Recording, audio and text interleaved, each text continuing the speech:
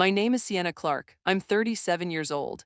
And last 4th of July, my younger sister stood in front of our entire family, raised her glass, and called me the one who never quite made it. She smiled when she said it. People laughed, not everyone, but enough. My mother laughed too. My father didn't look up from his drink. And in that moment, I realized something I had been slowly understanding for 6 months. I was the only person at that table who knew what was actually happening in our family. So I stood up, lifted my own glass, and said 10 words that turned that laughter into silence so complete you could hear the lake behind us. But that moment didn't start at the table. It started half a year earlier, at 7:43 in the morning, with a notification I almost ignored and a number that didn't belong where it was. The message came from an account I wasn't supposed to be watching, not officially.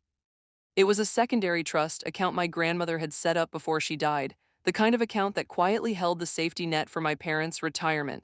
I had been managing it for years. Not because anyone asked me to, but because I was the one who understood how these things worked. The notification was small, just a line of text. Withdrawal processed. Amount $4,800. Authorization secondary access. I frowned, opened the app, and checked the details. The authorization name took a second to register, then it settled in Tessa Clark, my sister. I stared at it longer than I should have, not because of the money, but because of what it meant. Tessa didn't have access to that account, or at least she wasn't supposed to. I didn't call her. I didn't call my parents. I didn't even take a screenshot right away. I did something else instead. I scrolled. One transaction became three, three became eight, eight became a pattern. Different amounts, same authorization, same quiet disappearance. That morning I didn't panic, I didn't confront anyone, I started documenting. I printed the statements, I saved the records. I wrote down dates in a notebook I kept in my kitchen drawer, the one I used for grocery lists and things I didn't want to forget. Over the next few weeks, the numbers kept moving. Small at first, then larger, then bold, and the more I watched, the clearer it became. This wasn't a mistake, it was a system. Meanwhile, Tessa's life looked like it always had from the outside, polished, effortless. She posted photos from restaurants I had never been to. She talked about managing things for our parents. She told relatives she had stepped up financially, and they believed her. They always believed her, because Tessa didn't hesitate when she spoke, and I had spent most of my life choosing not to. By March, the total had crossed $20,000. By April, it was over $40,000. And by May, I had a folder, not a digital one, a real one, brown paper. Thick, every statement, every withdrawal, every signature. I didn't open it often, I didn't need to. I already knew what was inside. What mattered wasn't the evidence, it was the moment it would be seen.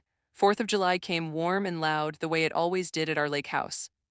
By noon, there were 27 people on the property. Cousins, aunts, neighbors who had become permanent guests over the years. I arrived early, I always did. I parked near the far end of the gravel, the spot that made leaving easy. I carried a bowl of something I had made the night before, set it down in the kitchen, and moved through the house like I belonged there without needing to be noticed. Tessa arrived later. She stepped out of a white SUV that wasn't hers, wearing sunglasses that cost more than my monthly groceries. My mother saw her before she saw me, she always did. "There she is," my mother said, and walked straight past me to hug her. I watched the whole thing from the porch, the laughter, the easy attention. The way Tessa told stories like she was narrating a life everyone else wished they had. At one point, she mentioned a trip she had gifted our parents earlier that year. My mother nodded, smiling. My father added something about how thoughtful it had been. I said nothing, because I had seen the account those flights had been charged to. By late afternoon, the table was full. Drinks in hand, conversations layered on top of each other, the lake calm behind us like it wasn't part of the moment at all. And then Tessa stood up. She tapped her glass lightly with a fork. "I want to make a toast," she said. People turned, not all at once, but enough. She smiled. That same practiced smile she had used her entire life when she wanted to control a room. "To my big sister," she began. My name wasn't necessary, everyone knew who she meant. The one who always shows up trying but never quite getting there. A few laughs, soft at first, then louder.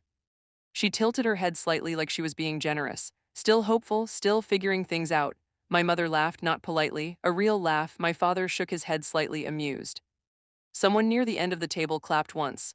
Nothing in me reacted the way it used to. No heat, no embarrassment, just clarity. I set my glass down, then picked it back up. I stood.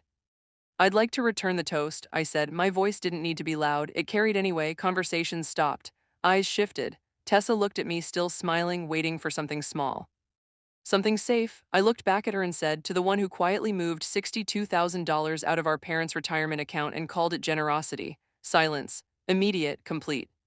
The kind that feels physical. Tessa's smile didn't disappear, it froze, her hand tightened around her glass. My mother's expression changed first, confusion, then disbelief.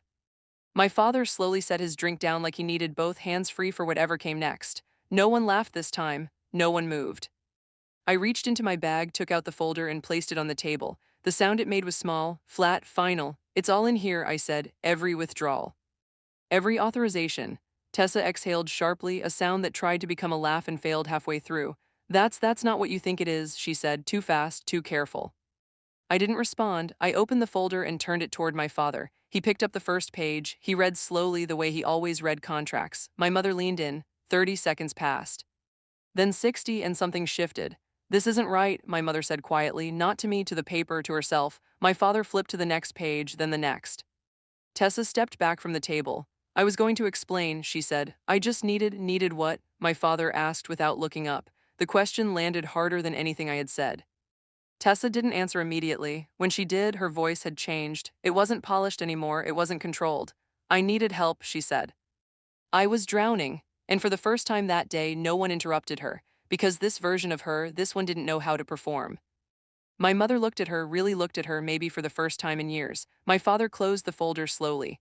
"You took it without telling us," he said, not angry, not loud, just precise.